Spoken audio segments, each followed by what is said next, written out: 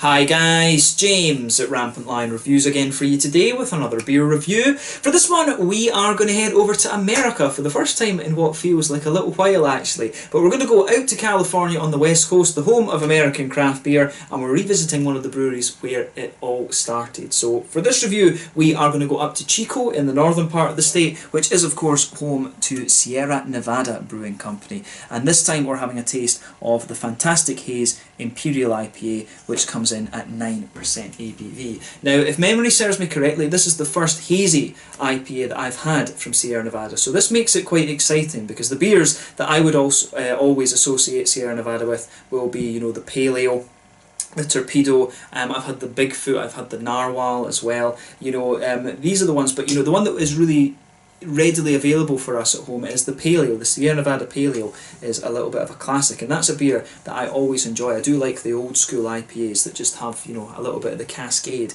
and things in them. They are always really very nice. And then if you want something a bit stronger, of course you can go to Torpedo for a little look at that. So yeah, Torpedo is definitely one of my kind of favourites, or it would be one of my go-to American beers probably. But yeah, a brewery that I really like this one. I always enjoy trying the new beers from them, and I'm very curious to see how one of the West Coast icons does a hazy IPA. But knowing this brewery, it will be pretty good. The last beer that I had from these guys was the Hoppy 40th anniversary, which I really liked actually. I really enjoyed that beer because it was proper and old school. It had the bitterness, it had the sweet caramel and things like that. It was just exactly what I wanted from a West Coast IPA. So I'm curious, like I say, to see what is in store for us with my first go at hazy IPA from Sierra Nevada. So yeah, let's see how we get on with this one then. So as always with my reviews, I'll tell you a little bit about the brewery before we taste the beer. If you want to get straight to the tasting, just fast forward. All the usual links are in the description below. That's the brewery website, the link to my other reviews that I've done from Sierra Nevada Brewing Company before.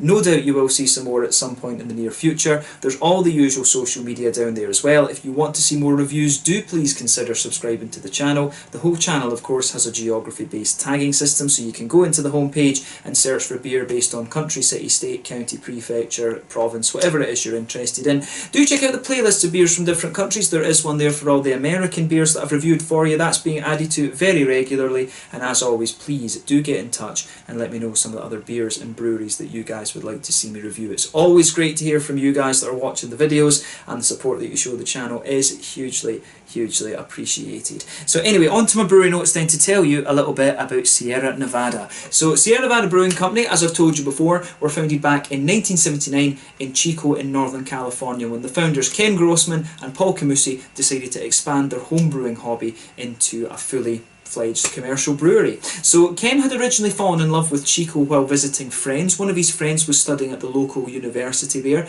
and he went up to visit them, and he decided he wanted to stay, so he opened up a home brewing shop, and this was where he met Paul Camusi, and they really got deep into the whole home brewing thing together. And together they built much of their original equipment out of recycled dairy gear, and in 1983 they officially opened their portfolio with 3 beers. And over the coming years they continually expanded, and then in 1987 they purchased the 20th Street plot that has been the home of the brewery ever since. Their tap room opened a couple of years later in 1989, and the brewery continued to go from strength to strength after that and built its name. So Paul Camusi decided to retire in 1998, and he sold his share of the company to Ken Grossman, who I believe is still the largest shareholder in the company. I think he owns by far and away the majority of the company. I don't think Sierra Nevada really have many shareholders or anything like that, but not 100% certain there. But in 2008 these guys introduced their beer camp event, and which is where they bring in lots of local restaurants and other brewers to do collaborations and things like that. And since 2010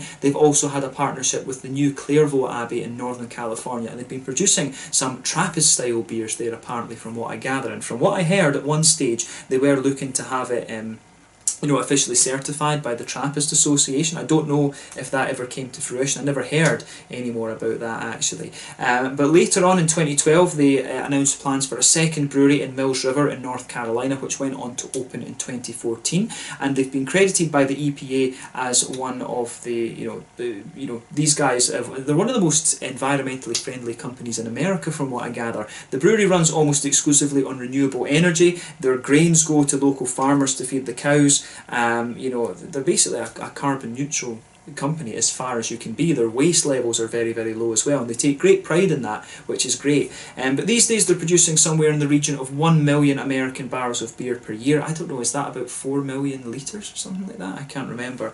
But yeah, these guys are producing a hell of a lot of craft beer. It's probably even more than that. I forget how many litres an American barrel actually is. I need to look that up. But yeah, they've had the same brewmaster as well since 1983, which is pretty damn impressive actually. So, you know, a company that's gone from strength to strength. As I've told you before, these guys are one of the original and premier American craft breweries. Actually, I always enjoy reviewing new beers from these guys, and I have to say that there's not many breweries who are this age but remain as experimental as Sierra Nevada do, so that's always a really, really good thing actually. I don't know if you actually get different beers in the California branch than you do from the Mills River, or if everything's, you know, if the recipes are decided in one and then they're just taken to the other and sort of rebrewed and stuff. I'm not sure exactly how they do these sort of things, but there's always new releases from Sierra Nevada, and we seem to get quite a few of these through through Systembolaget here in Sweden, which obviously is very, very welcome. But yeah, that's all I can really tell you about Sierra Nevada Brewing Company for the moment. I have noticed that these guys have been doing some collaborations in Germany recently. They've brewed a beer with Riegele, which I reviewed for you, and those guys are from Augsburg in the south of Germany. They also brewed the triple hopped lager with Bitburger, who are from the very west of Germany as well actually. So Sierra Nevada are starting to do a few more kind of collaborations and things in Europe, which is pretty cool actually. I'm not sure if we'll see a Swedish collaboration or a Scottish collaboration from Sierra Nevada, but we will just need to wait and see. So yeah, if you want to learn more about this brewery, check out the brewery website, follow them on Facebook and Instagram and things like that to keep up to date with all the latest goings on, and of course you can check out the Rate Beer, Untappd and Beer Advocate pages to learn more about all the different beers that they've done. There is a very, very extensive list there. So to tell you the stats about this beer itself, this one is an 9% New England Hazy Double IPA, whatever you want to call it. It's hopped with Chinook, Azacca, Amarillo, Idaho 7 and Strata, and it's got a malt base of 2-row pale, wheat malts and oats as well. So the only hop that this one has that I haven't heard of is Strata, so I actually did a little bit of research on that as well. Because I, as far as I can remember, I've never ever had this hop. So this is what the whole channel is about. It's about a learning experience and learning kind of what you should get and then what you actually get out of the beer. So Strata is an American hop. It's from Oregon, and it was bred originally in 2009 from the German Perl variety, along with some other ones. And it's designated, it was designated X331 in its experimental days. It was first farmed on a larger scale in 2015 and then released commercially in 2016, and it's supposed to give you flavours and aromas of passion fruit, mangoes, melons and berries, and apparently it's got a little bit of a THC type dankness to it, and that's cannabis, weed, whatever you want to call it, whichever part of the world you're from, the 420 as they would say in California or whatever. But yeah, it's definitely, it's supposed to have some sort of kind of cannabisy type dankness to it, so we'll see what we get out of it. But the other hops in there are pretty strong as well. You know, Chinook is the classic, the big grapefruit piney resinous one. Azacca gives you some lovely kind of tangerine notes and a little bit of a pineapple-y quality. Amarillo is your classic big oily orange, and Idaho 7's got some of these lovely softer tropical fruits in there, lovely like light mangoes, papayas, apricots and all of these kind of things. Idaho 7's a very, very interesting hop, so we'll see what we get. There might be a hell of a lot in this one, but yeah, I'll just let you have a little look at the can before we open this one up. I've not had too many beers in cans from Sierra Nevada from what I remember. I can't remember. Most of the ones I've reviewed, I think, have been bottles actually. I think maybe the Hop Timium was the last one I reviewed in a can. Can't remember, but yeah, the Hoppy 40th was in the kind of classic bottle like the Pale Ale. But the artwork on this one, but saying they do have the hazy little thing as well, if I remember rightly, and there is another hazy IPA that's released fairly regularly as well. But this one, from what I gather, is the Big Daddy. This one was imported into Sweden by Wicked Wines, who are from Täby. In Stockholm. They've imported quite a lot of beers, and I'm really hoping that this is in good condition. One of the problems that we always had in Sweden was that these beers were being imported far too early, and if it's an Imperial Stout or a Porter or something like that, it's fine, but if it's a hoppy beer like this, it can cause problems if it sits in the warehouse too long. But in fairness to Systembolaget and to the importers, they have been improving that quite a bit in recent times.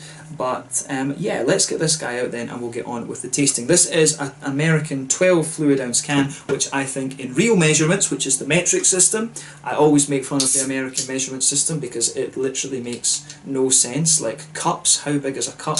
Cups, quarts, all of this kind of thing. It's 375 millilitres, this one. Guys, America, just please use the metric system. It makes much more sense. It's based on water, the universal solvent. I'm going to shut up now because I don't know how many times I've moaned about this on the channel, and it never changes. It never changes. But yeah, there we go. So yeah, look at that. That looks very nice. Not even any real sediment left on the bottom of this, so this one must actually be in fairly good condition. Incidentally, this beer was released on the 26th of May 2020 through the Tillfällig assortment in Systembolaget, and I picked it up along with a couple of the others. You have seen 2 or 3 beers reviewed from that lot already when this one publishes. So yeah, the colour of this one is pretty nice. If I hold the light up to this one, I'd say that this is a kind of medium orangey leaning New England IPA. You can see there's a solid finger and a bit of a frothy, I would say cream coloured head. It's a little bit bumpy around the edges in fairness. 1 or 2 big bubbles sticking towards the side of the glass, a few little ones going up towards the bottom of the head there, but overall it does look pretty nice. Now the head on this one is retaining quite a little bit, so I'm wondering if this is going to be a wheat leaning New England IPA, because from what I gather, wheat is something that really helps the head retain. It really helps head retention in these beers, so I really would not be overly surprised if there is quite a bit of wheat in this one. I really like how that I really like the ones that are a little bit wheaty leaning. I like them to be balanced right enough, but yeah, got a good feeling about this one. You can see this one is pretty damn hazy. If I put my fingers behind the glass there, you can see it is almost a little bit kind of soupy and things. Not the soupiest one I've come across right enough, that's really reserved for some of these ones I've seen out of Chicago, Hop Butcher and all these other things, but yeah, it looks pretty damn good. The thing is, when you go up the scale on these beers, that's when you really get the kind of hazy thing. It's the wheat and the oats that give you the haziness. The other thing I would say about this that I'm interested about is that it's 9%, and I found with these hazy IPAs that when you go above 8%, you really need just a little bit of sweetness, like from a kind of caramel or a carapils or something like that. I've always found that once you go above that 8.5% mark, these beers struggle a little bit with the booziness because you don't have the sweetness that you would normally have with the West Coast IPAs from the caramels and things. But this one does have 2-row pale in it, so maybe that'll give it a little bit of a biscuity quality. But it looks the part. Let's have a look at the aroma then and see how we get on with this. And I'm curious to see what this Strata hop contributes. Yeah, actually. So for me, this one comes across as very, very juicy. You can definitely smell some of that kind of almost cannabisy, weedy, citrusy sort of thing. I have to say, it's something I've never tried, never really been interested in it, but you can definitely smell that. My flatmate, a couple of my flatmates and a couple of friends in university I had were very, very into it. I was just never, didn't like smoking, to be honest with you. I never tried it in cakes or whatever, but yeah, I've never really been into that, but you can definitely smell a little bit of that Strata note kind of coming out of this one. This beer, I have to say, smells really nice. I'm finding that with the malty side of things, it's a little bit difficult to pick up. It smells quite pale malty. You can pick up a little bit of the wheat and some of the oats, but I find the malt base, it smells really light on this one. It really does smell very, very light. There's a teeny little bit of biscuity note coming out of it, but mainly to me it strikes me as being pale malty, a little bit of a biscuity malt. You can get a teeny bit of the wheaty note out of it. I don't really get much in the way of oats. It really strikes me as more kind of pale malty and things, which is surprising when you consider that this is a big 9%er. When I sugar the beer up, it definitely gives me more of a kind of wheaty quality. As I say, a bit of biscuit and a bit of pale malt. I didn't expect that from it. I thought the malts would be pretty prominent in this one, I have to say. I thought it would be a big kind of you would get a good bit of maltiness out of it, because that's what you always get with the likes of the Torpedo and the Hoppy 40th and the other ones as well. So yeah, that's an interesting point to make about this beer. So yeah, on the hoppy side of things then, I'd say there's a good bit of a kind of floral aromaticity there. You can pick out a little bit of earthiness to this one, and it's quite a It's quite a bright earthiness, to be honest with you. All of the hops in this, they will give you a teeny little bit of earthiness. But as as you come further forward on those, you do get a bit of that. You do get a bit of floral character out of it. You don't get so much in the way of pine resin, in fairness, which you would expect from the Chinook. All of the hops in this one are fairly high alpha acid, from what I gather. The Strata, incidentally, is between 11 and 12.5%. I think I forgot to mention that. And the other ones, as I say, are pretty high alpha acid as well. But yeah, you do get a little bit. You can smell a little bit of that sort of cannabisy thing that they're talking about with Strata. That might be the power of suggestion, though. But yeah, you definitely get some nice lighter grassy notes out of this one. Yeah,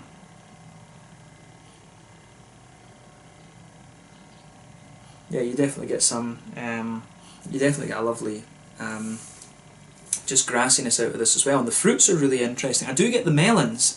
I really do get a bit of melon out of this one, which again is from the Strata. And you can pick out, you're getting the soft oranges from which will be from the Azaka. It's got a lovely kind of soft tangerine note to it. There's a wee bit of pineapple in there as well, which again is from the Azaka. I think the Azaka is maybe the most present hop, to be honest. That's the one that really jumps out at me at the most. I would have expected a bit more, the Amarillo, to come out a little bit more. But in fairness, it might just be kind of sitting back and letting the Azaka do the work, if you like. But yeah, to me, I get mangoes out of it. I get a little bit of I get a wee bit of the mango out of it. I get a bit of the pineapple. I get the tangerine oranges. I get a wee bit of melon out of it as well. I do get a little bit of melon coming out of this one. So that's a really interesting point to it. There is a wee bit of like a kind of gooseberry-ish, slightly red berry type note. Enigma's a great hop for that, by the way. If you like those kind of flavours, Enigma gives you those gooseberry, white grapey and red berry-ish notes. It's a beautiful hop from Australia, that. But yeah, it's definitely got. If I was blind smelling this, because I wouldn't have known Strata before this review, and when I looked up what was in this beer, I probably would have thought there might have been Enigma in this. That's a beautiful hop that you don't see too much of, as I say. But yeah, the fruitiness to this one comes across as very light and juicy. It's got a wee bit of an oily character for me. As I say, it's got a bit of a gooseberry, red berry-ish type quality to it, this beer. Some melons, like I say, nice kind of passion fruity notes. Yeah, I like the aroma that comes out of this one. As I say, I'm just surprised the malt was quite as mild as it is. But yeah, take a bit of time and enjoy the aroma of this one before you get stuck into it. But we're going to have a taste of this now and see how we get on. This one is the fantastic Haze, an Imperial IPA at 9% ABV from Sierra Nevada, over in Chico in California on the west coast of America. Really curious about this. My first hazy IPA from these guys. Slàinte, skål.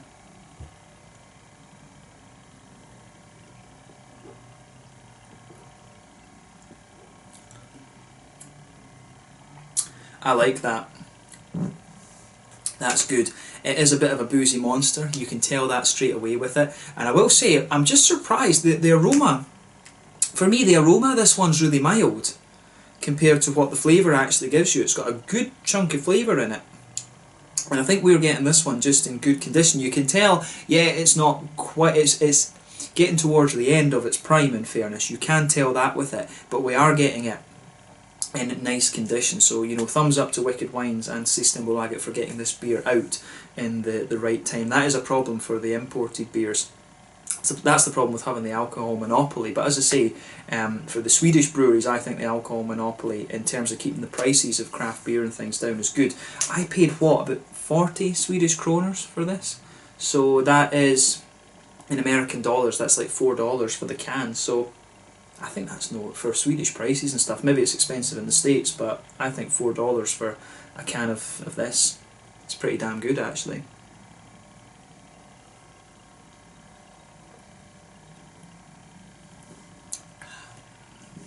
So yeah, I like how this one goes together. What I would say is, it's actually, for a 9%er, it's stupidly drinkable. It's got a lovely kind of wet mouthfeel to it. It really feels very light. I mean, a lot of the European New England IPAs, and even other ones I've had from America, they feel big, thick and gloopy. This is definitely one of the lighter ones that I've come across. I think this one, it feels very, very clean. Actually, very, very light, wet and clean, which is not what you expect from a big hazy monster like this. But I do like what they've pulled off here. You definitely get the booze out of this though. You really do get a bit of boozy character out of this. So this is a sipper. This isn't a session beer. But yeah, with this one, straight away across the middle of the palate, you get a nice bit of a kind of pale malty note. And that will be the two-row coming out. You do get a good bit of sweetness in the very centre of your palate as well. So in the middle third of your tongue, that's where you get the kind of almost the big oily islandy type thing that you get. And if you go into the very centre of that, you get a big kind of sweet caramel out of it. You can feel the darker boozy notes just as you move further out from it. It's sitting on top of what feels like a bit of a kind of wheaty character. And as you move towards that front third, as you move towards the front of that middle third of your tongue, towards where the border with the kind of front third of your tongue would be the fruity part of the beer, you can get a little bit of that oaty creaminess. But this really is not such a big creamy beer, to be honest with you. I do think it leans a bit more towards the wheat, but even then I don't find the wheat overly prominent with this one. But it does have just a wee bit of an oiliness. It has a wee bit of that kind of vibe that you might expect from, say, like a Hefeweizen or something. It's the way some of the wheaty notes come out of this beer really are a little bit Hefeweizen-like, actually. So that's an interesting point to make about this one. I find this quite a wheat-leaning hazy IPA. Nothing wrong with that, of course. It's just different. This beer really is quite different from the other, hazy American stuff that I've had before.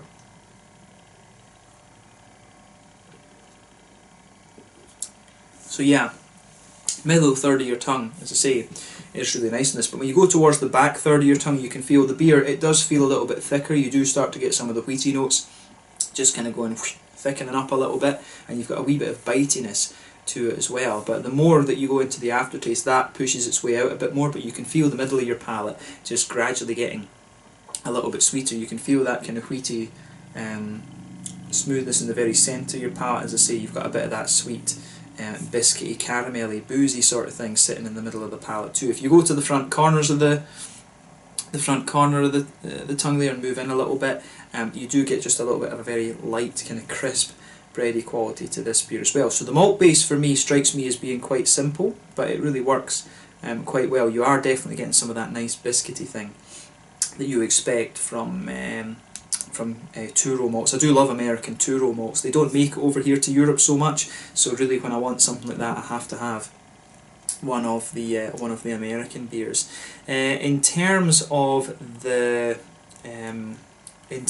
hoppy side of things, then let's focus on that. In the back corners of the palate, there is a wee touch of earthiness there. It's quite a light, bright earthiness, but as you come further forward along the side of the tongue, you can feel it gets gradually a little bit herbal. So I do wonder if that is the Strata. It did say that the Strata could be a little touch herbal, but some of the other hops in here, I think, pardon me, Idaho 7 has a little bit of herbal quality to it as well. But as you move along the front kind of sides of the palate towards the front corners of the tongue, you do get a wee bit of a floral character to it, and but the herbal notes in there kind of sort of spread forward with it as well. This isn't the biggest bitterness you're going to get from a Sierra Nevada beer, not by a long way. That would be the Hoptimium or the Torpedo that's going to give you that.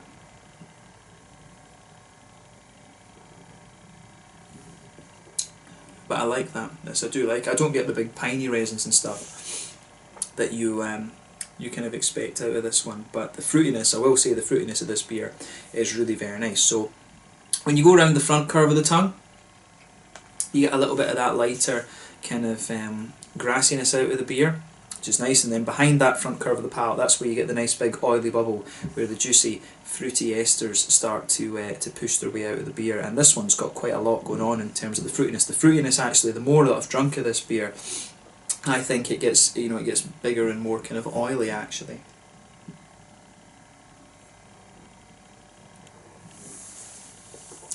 So yeah, I like that about this one. So yeah, let's try and break down this kind of fruity note. I'm finding really as you go further into the aftertaste with this, you really get melon out of it.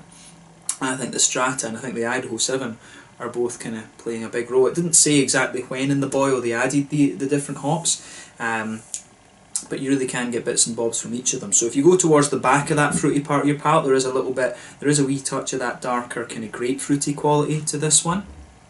And then as you come further forward, the grapefruity notes will be coming from the Chinook that's in here, I would think. So yeah, as you come further forward from that, you really start to get You get a wee bit of a kind of passion fruity quality there, which will be coming both from the Idaho 7 and from the Strata, I would think. So it gets really like that. It's actually quite like a jammy type quality. It's almost got this beer really has a bit of a kind of apricot-y jam type vibe to it, which is really interesting. So as you come further forward from that darker grapefruit, you get a wee bit of the passion fruity notes as well. It really becomes a bit more, you get the mango and you get the apricot kind of flavours mixing together. It's got a really interesting sort of mango apricot-y jammy type quality to it, but then as you reach the kind of front half of that front third of your tongue, the front sixth of your tongue if you like, you've got some nice oily orangey flavours coming out of the beer, which I think are very, very nice as well. You've got the Amarillo giving you a little bit of the more oily orange character, and then of course you've got a bit of the lighter tangerine note that you'd expect from the Azacca in there as well. You do get a wee touch of a pineapple-y note to this one as you go further into the aftertaste as well, and I think there is almost just a wee underlying melony type thing. It said that you should get some sort of red berry-ish notes. I got that in the aroma actually from the Strata, but I don't really get red berry in the actual flavour of this one. There is a wee bit of a kind of slightly gooseberry-ish quality to the beer. If you move right towards the kind of front edge of the tongue and look at the grassy esters that are sitting there, you do get just a wee bit of a gooseberry-ish type note out of this one. But yeah, the fruitiness in this I think is really interesting. It's a very interesting combination of hops. Strata is a hop I'd really like to explore. It'd be cool to see if someone has a single hop IPA or double IPA or something like that. I do like when I first encounter new hops, I like to think about them a little bit, and I don't think I've even had, I think I had the Founders Azacca before, so I have had a single hop Azacca. I don't know if I've ever had a single hop Idaho 7. Maybe I can brew one myself right enough, but I think it's always nice to try single hop beers and really get a full appreciation of what a hop is all about, because obviously some of the elements of the Strata will be lost with everything else that's going on in this beer, because the other hops that are in this are very impressive. But I have to say the fruity side of this beer is really nice. I like the kind of apricot-y, mango-y jam type quality that it has. I like the little bit of gooseberry. I like what the oranges are doing. The Amarillo's giving you the oily part. You're getting a wee bit of a lighter tangerine from the Azacca, as well as a bit of pineapple. You know, the fruity side of this beer I think is really pretty damn good, so well done to Sierra Nevada on this. This is an impressive beer. It does feel very different from other hazies that I've had before. It feels very clean and very light actually, and drinkable.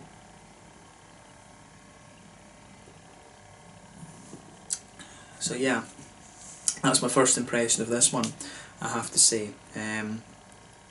Oh well, my main impression, I've given you my first impression a while back, but yeah, this is a solid beer, so as I say, thumbs up to Sierra Nevada. This, I wouldn't hesitate to drink this again, but you know, at 9% it's a bit of a monster, and for 9% it's stupidly drinkable as well. In terms of the mouthfeel then, I'd say that this beer is like top end of mid-bodied, bottom end of full-bodied. Maybe, not sure about that, I think that's a lie. I think it's mid-bodied. This beer for me it does feel quite light for an Imperial New England hazy type IPA. It really feels quite light for that. The mouthfeel overall I would say is quite clean. It's got a bit of an oily character, but it does feel quite wet at the same time. In terms of hoppy bitterness, I think we're talking, you know, 30, maybe 40, an absolute push for this beer.